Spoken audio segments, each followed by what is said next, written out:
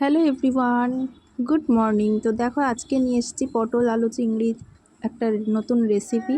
তো সেটাই তোমাদের সাথে শেয়ার করব, চলো দেখে নেওয়া যাক। তো দেখো প্রথমেই যে পটলগুলোকে আমি ছাড়িয়ে কেটে নিয়েছি, একটু ক্যারাচে করে কেটেছি আমি মেখে মেখে। তো এগুলো ধুয়ে নিয়েছি, আর এদিকে দেখো আমি কড়াইয়ে তেল দিয়ে দিয়েছি। তো তেলটা তো গরম হয়ে গিয়েছে, এবারে এই পটলগুলোকে এর মধ্যে দিয়ে দেবো, দিয়ে একটু ভালো করে ভেজে নেবো। তো দেখো পটলগুলো দিয়ে দিয়েছি, নেড়ে চেড়ে একটু ভালো করে ভাজা ভাজা হয়ে গিয়েছে এবার। তো এবার এগুলোকে তুলে তুলে রাখবো বাটিতে। তো পটলগুলো তো তুলে নিয়েছি, এবার আমি দিয়ে দেবো এর মধ্যে আলু, টুকরো করা আলুগুলোকে। তো আলুগুলো ভালো করে ভেজে নেবো, একটু লালচে লালচে করেই ভেজে নেবো। আলুগুলো দেখো ভাজা হতে থাক, আর পুরো ভিডিওটা তোমরা এই দেখতে থাকো। কেমন লাগছে অবশ্যই কমেন্টে জানিয়ে। আর যদি ভালো লেগে থাকে তাহলে কিন্তু আমার চ্যানেলটিকে অবশ্যই সাবস্ক্রাইব করো। দেখো আলু তো ভাজা হয়ে গেল কথা বলতে বলতে। এর মধ্যে এবার দেখো দিয়ে দিলাম কেটে রাখা চিংড়ি মাছগুলো।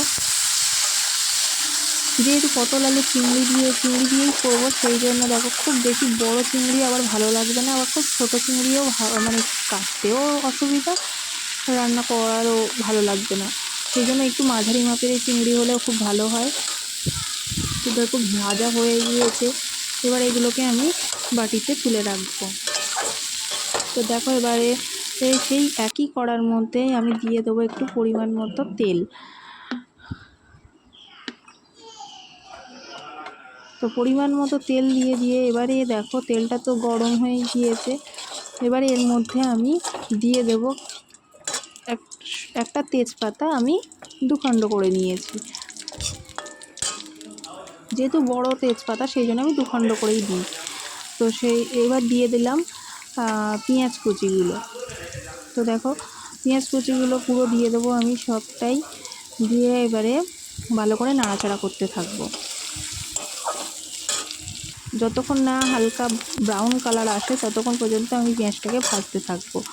তো এই পেঁয়াজ ভাজতে ভাজতে তার মধ্যেই আমি দেখো দিয়ে দেবো পরিমাণ মতো লবণ।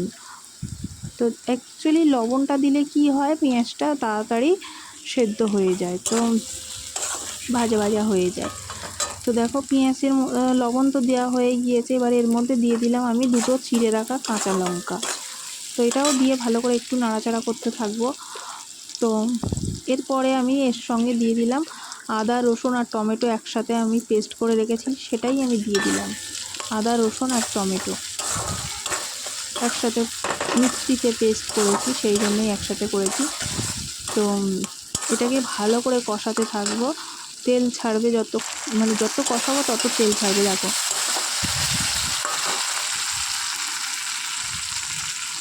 তো দেখো এবার তেল উঠে এসে, এবার এর মধ্যে দেখো দিয়ে দিলাম পরিমাণ মতো হলুদ গুঁড়ো।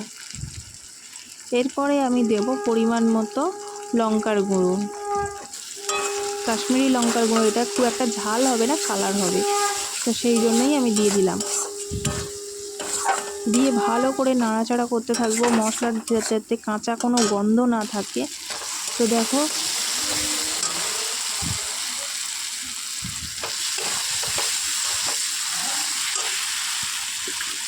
এরপরে দেখো মশলা কষানো কমপ্লিট হয়ে গিয়েছে, এর মধ্যে আমি দিয়ে দিলাম পটল আলু আর চিংড়ি যেগুলো ভেজে রেখেছিলাম, সেগুলো সবটাই দিয়ে দিলাম। দিয়ে আমি ভালো করে মিক্স করতে থাকবো, এবারে এরপর আমি ভালো করে নাড়াচাড়া করতে করতে এবারে আমি দিয়ে দেবো পরিমাণ মতো জল।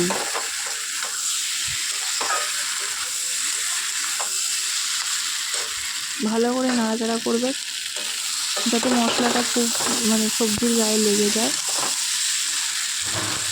তারপর দেখো এর মধ্যেই আমি দিয়ে দিলাম পরিমাণ মতো জল। খুব বেশি পরিমাণে দেবে না, দিলে এতে পটলগুলো ঘেঁটে যাবে, আর গোটা গোটা থাকবে না। তো পরিমাণ মতো অল্পই দেবে যাতে আলুটা সেদ্ধ হওয়ার মতো। তো দেখো আমার প্রায় কমপ্লিট হয়ে এসেছে, এর মধ্যে আমি দিয়ে দিলাম শাহি গরম মশলার গুঁড়ো। এভারেস্টের যে শাহি গরম মশলা হয় ওটাই দিয়ে দিলাম। তো দিয়ে এবারে দেখো ওর মধ্যে আমি দিয়ে দিলাম একটু ধনেপাতা কুচি। ধনেপাতা যারা পছন্দ করো না বা ঘরের না থাকলে এগুলোকে স্কিপ করতে পারো। আর দেখো দিয়ে দিলাম 1 চামচ মতো একটু ঘি। তো আমার পটল আলু চিংড়ির তরকারি প্রায় কমপ্লিট। তো তোমাদের কেমন লাগলো অবশ্যই কমেন্টে জানাও। আর যদি ভালো লেগে থাকে তাহলে অবশ্যই সাবস্ক্রাইব করে দিয়ে যেও আমার চ্যানেলটিকে, যাতে নতুন নতুন ভিডিও তোমাদের সঙ্গে আবার শেয়ার করতে পারি। তো আজকের মতো চলো এখানেই শেষ করি। টাটা। দেখা হবে আবার অন্য কোনো ভিডিওতে, নতুন কোনো রেসিপি নিয়ে, নতুন কোনোভাবে। তো আজকের মতো চলো টাটা, এখানেই শেষ করছি।